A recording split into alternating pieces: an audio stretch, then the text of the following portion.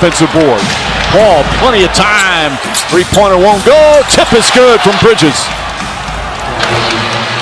Legaines, ball deflected. Here comes Chris Paul. Booker, quick fire. That's good. His first field goal after starting. And shoot, pass, and he doesn't hold on to the ball.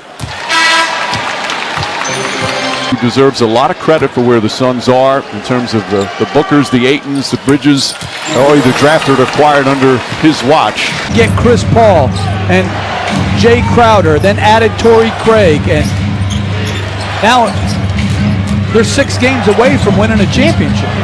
Cam Johnson, nice fake, flips it up and in. And Johnson with his second field goal.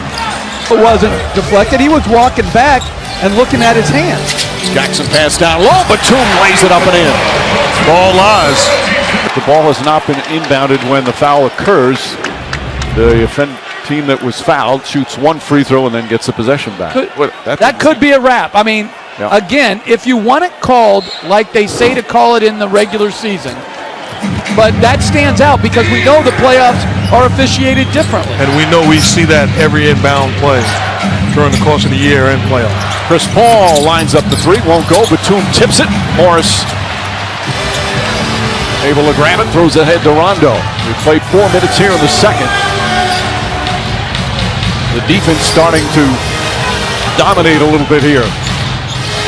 Rondo on the drive, gets inside, pass to Batum, deflected and stolen. Here comes Craig. Craig to Johnson, Cam Johnson, sidestep back to Craig, layup off the glass is good. That's a nice looking fast break. And the Clippers, after having 0 turnovers in the first quarter, have 4 here to start the second. Their ability to keep their turnovers low, certainly huge in those first 2 games. Morris, turn, shoots, in and out, won't go.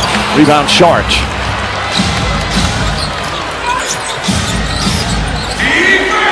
Only had 7 turnovers in game 1 and just 9 turnovers in game 2, the Clippers. And that's without a guy that normally is key for that. Oh, Cam Johnson up and under, beautiful move.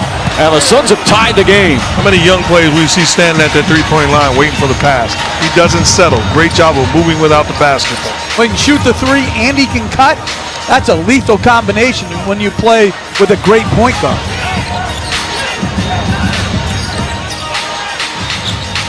Reggie Jackson. Craig in pursuit. Jackson keeps his dribble. Shot clock at 2. Is going to have to fire it up. Does so. Shot misses. Cam Johnson the rebound. Clippers got to get back to running their offense.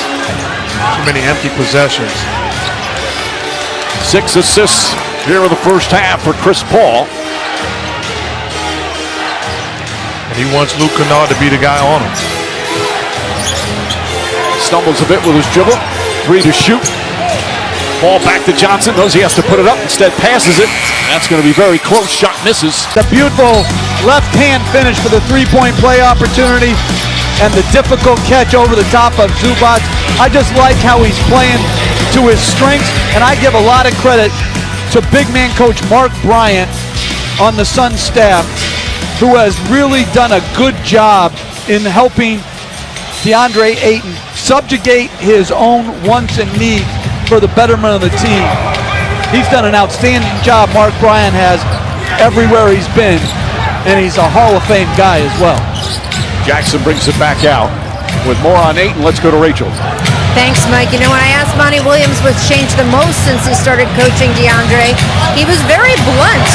Monty said Ayton learned how to work a lot harder. Zubac with the assist there. And it was a process. Monty and DeAndre had a lot of conversations last season with Monty explaining there's a difference between working enough to earn a paycheck versus working hard enough to earn your spot on the floor. DeAndre told me quite honestly when he first heard that, he felt some kind of way about it, but to his credit, he let it sink in. He started coming in on off days, just getting some shots up, or as Monte calls it, touching the gym. On practice days, he started showing up earlier, staying later. On him, Mike, he told me the kid was swimming in it, but that he'll never forget that moment. And you know, Rachel, what I loved that after the game, he said, that's Jay's game winner. Talking about Jay Crowder saying the pass was more important than the dunk. I got to go back to him putting it on his baby. It hadn't been washed yet. How are you going to sleep as a baby with a stinky jersey? Yeah, that's wrong. That's a great dunk. He's playing great. Let the kid sleep. And one of the great passes in postseason history, the precision on that pass, that was perfection. Meanwhile, Zubats and the Clippers up by 1. The problem with the 24-second clock, didn't start right away.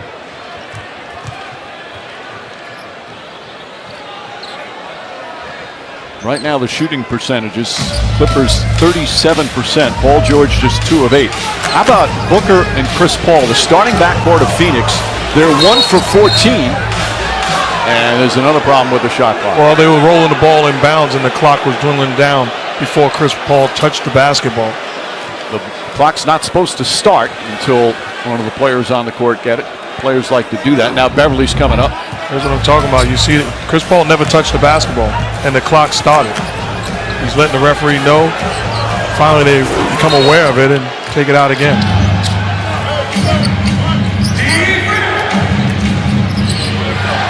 Paul, guarded by Jackson, now using that screen beautifully. Now stripped from behind, but a foul call. And they're saying in the act of shooting, so Paul will shoot 2 with 4:43 remaining here in the second.